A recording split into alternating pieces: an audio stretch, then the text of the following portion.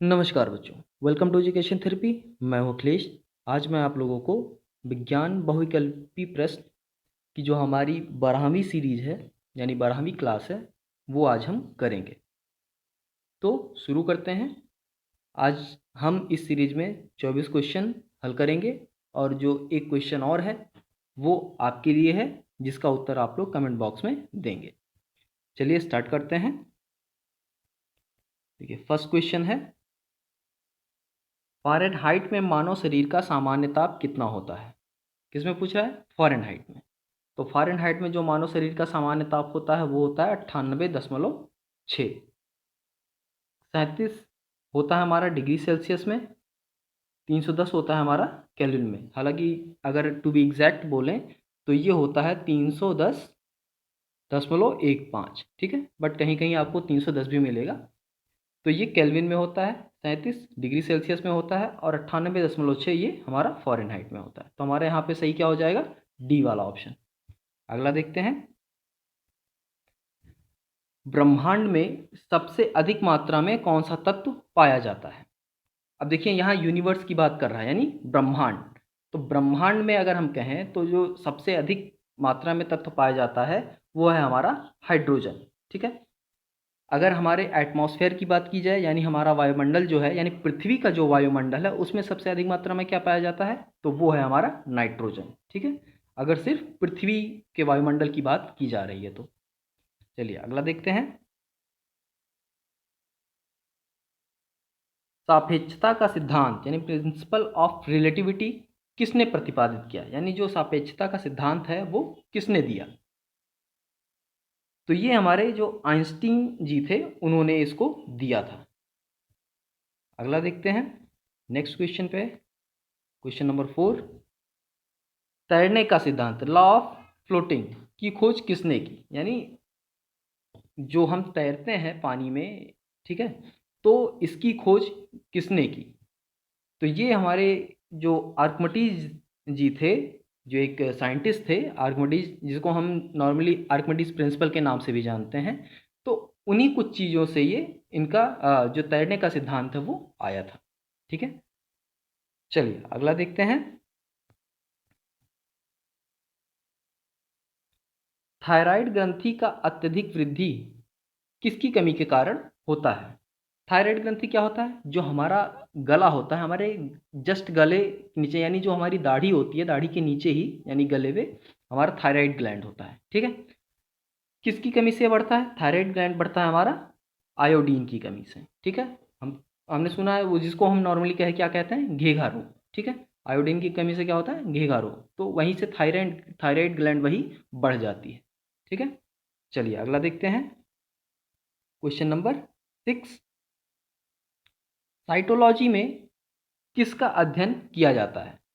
Cytology एक पूरा अलग से एक टॉपिक है, मतलब एक कह सकते हैं ऐसी चीज़ है जिसमें हम सिर्फ अध्ययन किसका करते हैं? सिर्फ कोशिकाओं का। ठीक है, यानी इसके बारे में हम टोटल ए टू जेड हर कोशिका के बारे में हर एक चीज़ को यहाँ पे हम पढ़ते हैं। ठीक है, तो कोशिका का संपूर्ण अध्ययन हम जिस जगह करते हैं उसको हम कहते हैं साइटोलॉजी। ठीक, जिस चीज़ के अंतर्गत करते हैं उसको हम साइटोलॉजी कहते हैं। अगला देखते हैं, क्वेश्चन नंबर 7, एथलीट फुट रोग किसके कारण होता है? आपने अक्सर देखा होगा कि किसी किसी के जो पैर होते हैं या एक ही पैर होता है वो बहुत मोटा हो जाता है, यानी कह सकते हैं क्या, हाथी पाँव। ठीक है, तो वो किसके कारण होता है? ठीक है, तो ये पूछ रहा है कि आखिर किस चीज़ के कारण, कवक के कारण, जीवाणु के कारण या विषाणु के कारण, इनमें से, या जो इनमें से कोई नहीं, यानी जो विकल्प हैं इनमें से किसके कारण ये एथलीट फुट वाला जो रोग है वो होता है? तो यहाँ पे हमारा जो ऑप्शन सही है वो है कवक यानी फंजाई। ठीक है, फंजाई के कारण हमारा एथलीट फुट का रोग होता है। नेक्स्ट क्वेश्चन देखते हैं, ब्लड क्या है? अब पूछ रहा है ब्लड, हमको पता है खून क्या है। विकल्प जो दिया है कि संयोजी उत्तक है, उपकला उत्तक है या दोनों है या इनमें से कोई नहीं। तो जो ब्लड है हमारा वो है क्या है? संयोजी उत्तक है यानी कनेक्टिव टिश्यू है। ठीक है, यहाँ पे हमारा सही हो जाएगा ए ऑप्शन। अगला देखते हैं, जंतु कोशिका के किस हिस्से को पावर हाउस कहते हैं? यानी जो एनिमल टिश्यू होते हैं उसमें कौन सा हिस्सा होता है जिसको हम पावर हाउस कहते हैं, यानी एनर्जी हाउस कहते हैं, ठीक है। तो जो माइटोकॉन्ड्रिया होता है सेल में उसको हम कहते हैं एनर्जी हाउस या पावर हाउस, ठीक है। अगला देखते हैं, मानव लीवर में कौन सा विटामिन पहले से मौजूद होता है? मानव लीवर होता है, ठीक है, यकृत जिसको बोलते हैं। तो वो जो यकृत होता है या लीवर होता है, ठीक है, उसमें पहले से ही कौन सा विटामिन मौजूद होता है? जैसे बहुत सारे विटामिन हमको बाहर से इनटेक करने पड़ते हैं, कुछ खानों में मिलते हैं, कुछ के लिए आजकल दवाएं भी आती हैं, ठीक है। तो ऐसे तो हर जगह से हम कलेक्ट कर लेते हैं, लेकिन जो ऐसा भी एक विटामिन है जो लीवर में पहले से ही मौजूद होता है। तो यहाँ पे जो हमारा सही उत्तर है वो है विटामिन ए, ठीक है। ए ऑप्शन यहाँ पे हमारा करेक्ट है, जो लीवर में पहले से ही मौजूद होता है।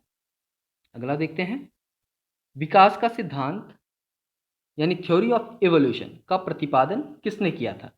तो थ्योरी ऑफ इवोल्यूशन का प्रतिपादन यानी father of theory of evolution जो कहते हैं हम, वो हमारे डार्विन जी थे, ठीक है। इन्होंने ही जो विकास का सिद्धांत है उसको दिया था। अगला देखते हैं, सौर विकिरण यानी सोलर रेडिएशन, ठीक है, किसके द्वारा मापा जाता है? तो जो सोलर रेडिएशन होता है वो मापा जाता है हमारा पायरोमीटर के द्वारा, ठीक है। अगला देखते हैं, एक्सरे का आविष्कार किसने किया था? एक्सरे का आविष्कार हमारे रॉन्जन या डॉक्टर रॉन्जन एक थे, उन्होंने ही किया था, जिसके द्वारा हम शरीर के अंदर की कौन सी हड्डियां टूटी हैं, फ्रैक्चर हैं, क्या इफेक्ट आया उन पे, हम एक्सरे करके उसके बारे में जान सकते हैं, ठीक है। चलिए आगे देखते हैं, स्कूटर का आविष्कार किसने किया था? स्कूटर का आविष्कार किसने किया था?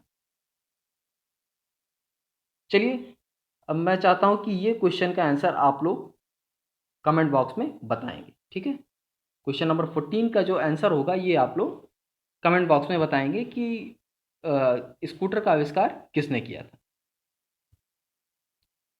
अगले क्वेश्चन पे आ जाते हैं हम। क्वेश्चन नंबर 15, पादप कोशिका भित्ति किसकी बनी होती है? सही उत्तर क्या होगा? Option A, cellulose. अगला देखते हैं, अफीम के किस भाग से मॉर्फिन की प्राप्ति होती है? तो अफीम का पेड़ होता है, उसमें जो होता है फल, फल का जो आवरण होता है उससे हमें प्राप्ति होती है मॉर्फिन की, यानी यहाँ हमारा ऑप्शन ए सही है। मॉर्फिन का इस्तेमाल कहाँ होता है? तो जब कहीं ऑपरेशन करना होता है तो मॉर्फिन को एनेस्थीसिया के रूप में इंजेक्ट किया जाता है, सुई से लगाया जाता है। क्या होता है, उसके बाद जो शरीर होता है वो पूरा सुन्न हो जाता है और उसके बाद जो डॉक्टर्स होते हैं वो पूरा ऑपरेशन करते हैं, चीर-फाड़ सारा करते हैं। जिसको मॉर्फिन लगा होता है उसको बिल्कुल भी पता नहीं चलता क्या चीर-फाड़ हो रहा है, दर्द का भी कोई एहसास नहीं होता। हाँ, सारा काम हो जाता है, उसके बाद जब धीरे-धीरे मॉर्फिन का असर खत्म होता है शरीर से, तो सारी चीज़ें उसको फिर एहसास होने लगती हैं, ठीक है। तो मॉर्फिन का इस्तेमाल एनेस्थीसिया के रूप में किया जाता है चीज़ों को सुन्न करने के लिए। अगला देखते हैं, चीज़ों का मतलब सजीव को सुन्न करने के लिए, ठीक है। चलिए अगला देखते हैं, किस पेड़ की छाल का उपयोग मसाले के लिए किया जाता है? तो जो जो दालचीनी का पेड़ होता है उसका उपयोग हम मसाले के लिए करते हैं दालचीनी के ही रूप में, ठीक है, उसका नाम भी दालचीनी ही होता है। अगला देखते हैं, सबसे छोटा फूल वाला पौधा कौन सा है? तो जो हमारा यहाँ पे ऑप्शन ए है वो सही है, वो लीफिया, ठीक है। लेकिन अगर पूछा जाता है कि सबसे बड़ा फूल वाला पौधा कौन सा है तो हमारा ऑप्शन बी हो जाता रेफलिशिया, ठीक है।